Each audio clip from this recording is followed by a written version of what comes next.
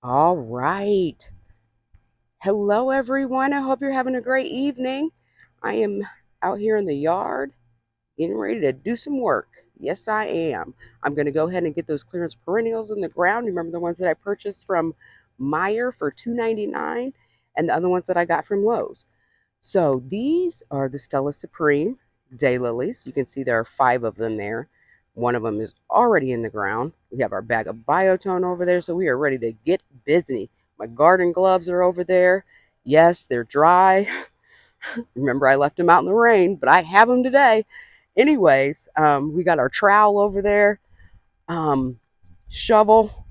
Yes, sirree. So back to our flowers. So these are the Stella Supreme daylilies.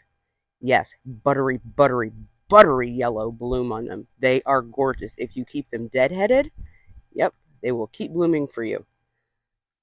Then to start our 299 Meyer clearance perennials, right there, early flamingo crystal phlox. It is white. We're going to have a nice white drift here. So early flamingo phlox, that gets to be 32 to 36 inches tall and like 28 to 30 inches wide. So that's why that is in the back. We need to give her some room, but that's okay. I think it's going to be beautiful. Hopefully, I like these white spent blooms better than I like the spent blooms on the daisy. The white cone flowers are not as bad. And right here, we have 3 powwow whites. Yes, we do. So I figure that will be a nice, restful place. The rose and the obelisk, that is James Galloway. If you watched my um, backyard tour, I misspoke. I do apologize. I said it was Jeff Hamilton. No way is that Jeff Hamilton. Jeff Hamilton isn't even a climber. Isn't even a climber. It is by David Austin, but no climber. So, and we actually have another one over there, also a James Galloway. Now back to our flowers. Okay, so then we have our powwow white, 3 of those, $2.99, also purchased at Meyer. And then we are going on down here to the Midnight Masquerade Penstemons. I purchased those at Lowe's. They were also on clearance. I paid $8 a piece for them. Yes. Now, that has like a lavender pinky colored bloom. Let me show you. Isn't it pretty? Yes. Let me show you the throat. See, it's like a lavender pink. They're beautiful.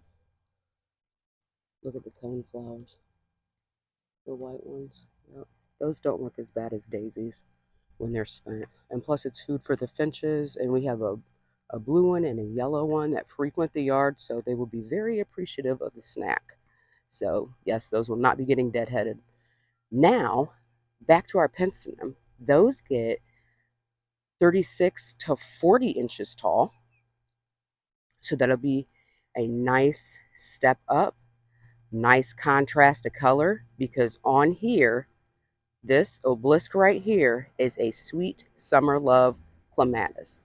And if you guys have ever grown one, if you know anyone that has one, you know it gets like magenta and like purple colors on it. In front, double bubblegum pink echinacea. Yes, there's one right here. I purchased as plugs from an Etsy dealer. I think I got 5 of them for like $25. All 5 of them are doing great. And like 3 of them are even putting on blooms. You can see one right there. It's got a bloom. It's got a little baby bloom on it. I'm like, oh, how sweet. But anyway, I am going to move that one. And there's another one over here. I'm going to move them over here. Yep, to go with this one right here. So there'll be a drift of that pink in front of that sweet summer love clematis. And then we'll have the purple pinky blooms of the penstemon with that darker color foliage. Yes, I think it's going to be stunning. It's going to be absolutely beautiful. So, guys, this is our last shot right here. The sun is going down. It is like 9 o'clock. So I am going to go ahead and get this party started, and then I will show you guys the reveal. All right, you guys stick around. Bye. Hey guys, I just want to show you this. This is a banana cream daisy. It was a plug that I purchased off of Etsy in the springtime. Do you see how big this root ball is? I mean, I left quite a bit of dirt on it because it's summertime and you need to get like as much as humanly possible and get some extra. But isn't this so nice? I mean, it is so healthy, but I need to move it in order to put these Stella Supremes in this bed. All right, guys, I just wanted to let you know, if you need to move a plant in the summertime, make sure you keep it watered, put some biotone on it, root stimulator, whatever. But you need to put something on it, and most importantly, keep it watered. I'll see you guys in a little bit. Good afternoon, everyone. It is my pleasure to bring you the reveal of the clearance plants in the ground. Yes, we are having unseasonably cool weather. This week we are in the 70s, if you can believe it, in July. Man. So of course I am taking full advantage of this cool weather and decided to get it all in the ground. Now, to start the show, we are going to go with the Stella Supreme Daylilies, and they are planted, one right there, one right there, one right there. There are 5 in total, and there are 2 more over here. Now, some specs on those. 18 to 24 inches tall. They're supposed to be planted 18 inches apart. I did not bust out the ruler. I eyeballed it, so they are all roughly around 18 inches apart. But let me show you this bloom, because I have been going on and on about this buttery yellow bloom, and just so happens there is one that is fully open over on this one. Yes, look at this. Isn't it beautiful? And these are rebloomers. If you keep them deadheaded, they will keep blooming for you.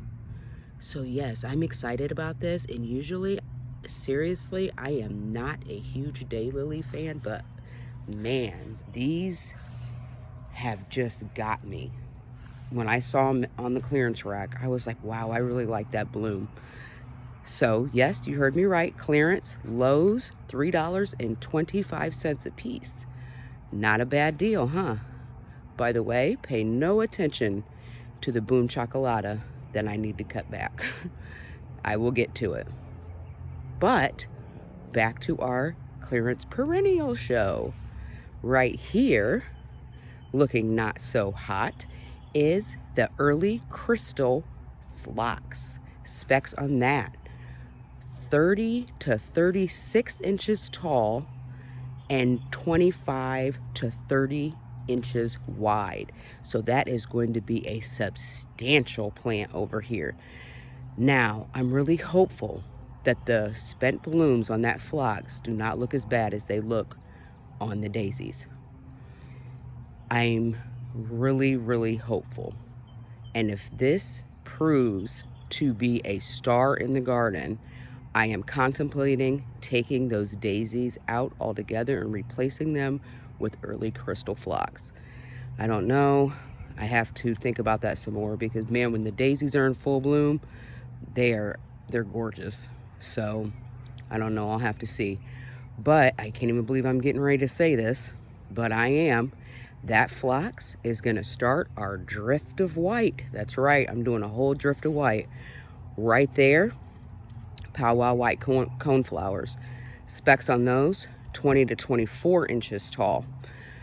I've grown the powwow whites before, and the spent blooms on those are not as bad as they are on the daisies. So I can live with those. And also, they're food for the birds, and we have a yellow and a blue finch that frequent the yard quite regularly. So I'm sure they will appreciate the treat. On after the powwow whites, right there, and there are actually 2 more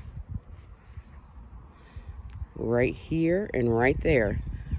Midnight Masquerade Pentseniums, purchased from Lowe's on clearance for $8 a piece, guys. Yes, what a deal. And actually, back to the powwow whites and the phlox over here, $2.99 at Meijer. That's right, $2.99 on clearance. I could not pass that up at all. So they all had to come home with me. But the specs on the Pentstemons, back to those, 36 to 40 inches tall. Now there's a peony in front. I think that they will get taller than the peony. So I think that they will have no problem peeking over the top of that. And plus, after my peonies bloom, I usually cut them back to about 2 feet so that whatever's behind them doesn't have a problem peeking up over them. Now, obviously, I can't cut them all the way back because they need to recharge for next year. I do want it to bloom. I can't remember that kind of what peony that is, but it has huge, huge pink flowers on it. It's not the Sarah Bernhardt, it's something else. I want to say it's Duchess something, but I could be wrong. But anyway, so that'll be cut down to about 2 feet. So I don't think the Pentstemons, with them getting 36 to 40 inches tall, are going to have that difficult of a time peeking up over that peony foliage. Now, over here to the obelisk, that actually holds a Sweet Summer Love Clematis. Yes. In front of that, we have double bubblegum pink echinacea. Now, I did have one planted there for the simple fact that everyone knows, you know, clematis like their heads in the sun and their feet in the shade. So there was already one planted over there, but I moved 2 more over there. I had 2 other ones in this bed, so I just decided to move them over here with this other one so there'd be a bigger drift of pink right there. And if that peony does not work out there, if I do have to move it, I have 2 more of those double bubblegum echinaceas that I can actually plant in the peony's place. So that would be an even bigger drift of pink going in front of those Pentstemons. So I think that would look good. Either way, actually. And actually that sounds like it would be really pretty. So now I'm really thinking about moving that peony, but I will not move it now. I will wait until the fall. I don't like moving certain plants in the summertime. It's just too hard on them. I had to move the Julia peonies when I redid the front, but I'm keeping those watered, so hopefully they should be okay. But if I do have to move this one, like I said, I will not move it until the fall. So I may have a few other decisions to make over here. But let me show you guys this, because that is the end of the clearance perennials. And actually, those double bubblegum echinaceas, I actually purchased from an Etsy dealer. It was a package of 5. I think I got them for like $25, and all 5 of them look great, and like 3 of them are trying to bloom. But anyway, I wanted to show you guys this. This is my James Galloway David Austin climbing rose. It's just a baby, but it is already putting on a bloom, and this one was slower to get started than its friend over here, and they were actually both planted at the same time. You can see it over there on the obelisk. See how much bigger it is? They were planted at the same time, planted the same way, and the one over here is finally trying to put on a little bit of growth. I swear it just sat there and slept for like 6 weeks, but hopefully now it's woke up and ready to start putting on its show. I did have James Galloway at the old house, and I do apologize if you watched my backyard garden tour. I accidentally called that Jeff Hamilton. It is not a Jeff Hamilton. Jeff Hamilton isn't even a climber. My apologies, I misspoke. They are James Galloway. But the thing about James Galloway is its stems get stiff, stiffer than you would think they should get for a climber. But the secret with this rose, and it's a great rose, so if you guys want to grow it, I mean, you might want to try it because it is absolutely stunning. But the secret with it is when the stems are young and pliable, that is the time to start wrapping them around your obelisk or tying them into a trellis, whatever you decide to do. But that is a great pink rose. If you're looking for a pink climbing rose, great option over there. So yes, guys, that is the reveal. Really appreciate you guys sticking around. Pay no attention to the bricks that I'm missing here. I have to replace some, but that's okay because I have to go to Lowe's and I have to pick up a whole bunch to go around the new Japanese maple bed that I made. So it'll all be done in one trip. I got to get some bricks for that bed, got to get a few bricks for this bed, and I need to get a few more bags of mulch for the Japanese maple bed too, because I ran out. I'll probably need about 3.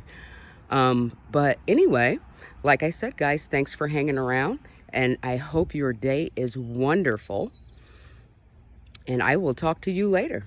All right, bye.